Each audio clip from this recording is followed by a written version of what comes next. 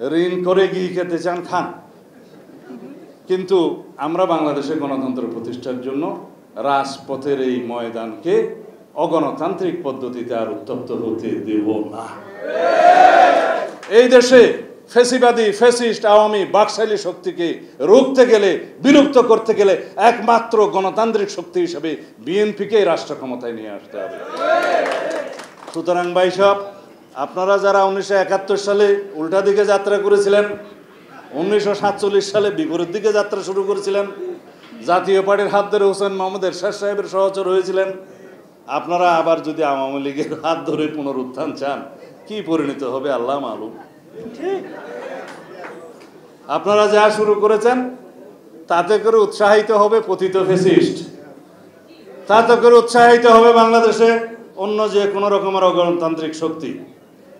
কিন্তু সেই যদি আপনারা বলতে চান যে আপনারা খেতে পারবেন না, সেই জন্য বাড়াবাতে ছাই ছিটিয়ে দিবেন, সেটা বাংলাদেশের মানুষ আর কখনো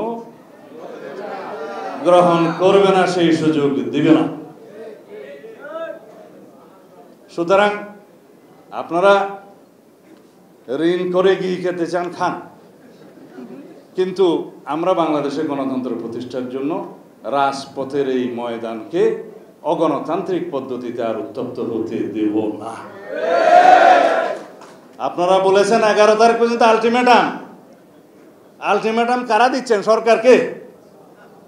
তো সরকার তো আপনাদের পক্ষে সুপারিশ দিয়েছে, জাতীয় ঐক্যমত্য কমিশন তো আপনারা যা চান তাই দিয়েছে, সেজন্য আপনারা তার সাথে সুর মিলিয়ে তাই কথা বলছেন। সুতরাং সংগ্রামটা, আলটিমেটামটা কাকে দিচ্ছেন? আর সরকারের উদ্দেশ্যে বলতে চাচ্ছি যে আমরা মনে করেছিলাম জাতীয় ঐক্যমত্য কমিশন রেফারির ভূমিকা পালন করবে।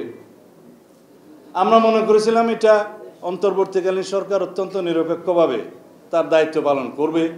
তত্ত্বাবধায়ক সরকার যে জন্য প্রতিষ্ঠিত হয়, একটি নিরপেক্ষ, সুষ্ঠু এবং গ্রহণযোগ্য নির্বাচন অনুষ্ঠানের জন্য, সেই দায়িত্ব আপনারা পালন করবেন।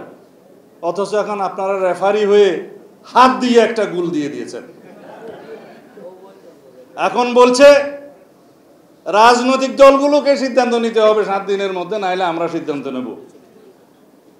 অন্তর্বর্তীকালীন সরকারের উদ্দেশ্যে বলতে চাই, আপনারা কোনো নির্বাচিত সরকার নয়, এটা আপনারা যেন সবসময় ইয়াদ রাখেন। আপনাদের এইরকম কোনো এখতিয়ার নাই আমাদেরকে ডিকটেট করার যে 7 দিনের ভিতরে আপনারা সিদ্ধান্ত নেন, না হলে আমরা সিদ্ধান্ত নেব।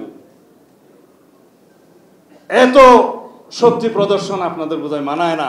গণতান্ত্রিকভাবে আপনারা নিরপেক্ষতার সাথে আগামী দিনের একটি সুষ্ঠু সুন্দর নির্বাচন অনুষ্ঠানের জন্য সকল যাবতীয় কর্মকাণ্ড করেন।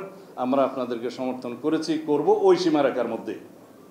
আপনাদের সীমারেখা হচ্ছে যে আপনারা একটি ঐতিহাসিক নির্বাচন অনুষ্ঠান করবেন, সেটা। আর যদি মনে করেন যে আরেকটি রাজনৈতিক দল দিয়ে আমাদেরকে আহ্বান জানাবেন আলোচনার জন্য, তারা কারা?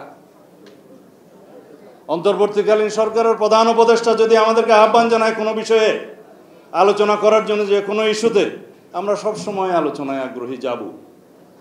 কিন্তু অন্য কোনো একটি রাজনৈতিক দল দিয়ে আমাদেরকে আহ্বান জানানো হচ্ছে কেন? আমরা রাজনৈতিক যোগাযোগ সকল রাজনৈতিক দলের সাথে রাখি, সেটা এনসিপি হোক, জামাত ইসলাম হোক, অন্যান্য পার্টি হোক, সবার সাথে আমরা গণতান্ত্রিক কালচার হিসেবে রাজনৈতিক যোগাযোগ এবং আলাপ আলোচনা সম্পর্ক রাখবো। কিন্তু কোনো বিষয়ে আলোচনা করার জন্য কোনো রেফারির ভূমিকায় কোনো দলকে আপনারা আহ্বান জানাবেন ইনডাইরেক্টলি, সেটা বোধহয় সঠিক হচ্ছে না।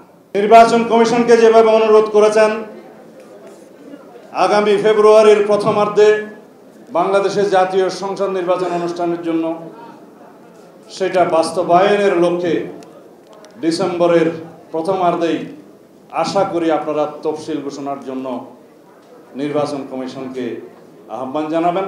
অবশ্য আপনাদের সরকারের আহ্বানের আর কোনো প্রয়োজনও নাই, কারণ নির্বাচন কমিশনকে যে ইনস্ট্রাকশন আপনারা দিয়েছেন সেই হিসাবে নির্বাচন কমিশন বলেছে ডিসেম্বরের প্রথমার্ধে তারা আনুমানিক 2 মাস সময় হাতে রেখে তফসিল ঘোষণা করবেন। সেই তফসিল অনুযায়ী বাংলাদেশ জাতীয়তাবাদী দল এবং আমাদের সাথে যারা ফ্যাসিবাদ বিরোধী জাতীয় সংগ্রামে গণতান্ত্রিক সংগ্রামে লিপ্ত ছিল সকল গণতান্ত্রিক দল সেই নির্বাচনে ইনশাআল্লাহ অংশগ্রহণ করবে। বাকি রইল গণভোট। গণভোট একই দিনে হতে হবে, এর কোনো বিকল্প নাই। কারণ একটা গণভোট আয়োজন করা এর আগে একই ইস্যুতে যেখানে ফলাফল একই হবে, সেই জন্য ব্যয়বহুল শুধু নয়, একটা বিশাল আয়োজন আর একটা অনুষ্ঠানের জন্য করা এটা অগ্রহণযোগ্য, অযৌক্তিক। শুধুমাত্র আমরা জাতীয় ঐক্যের স্বার্থে এটি জনসম্মতি নেওয়ার জন্য এই গণভোটের প্রস্তাব করেছিলাম এবং সেই গণভোটটা জাতীয় সংসদ নির্বাচনের একই দিনে অনুষ্ঠিত হবে ইনশাআল্লাহ।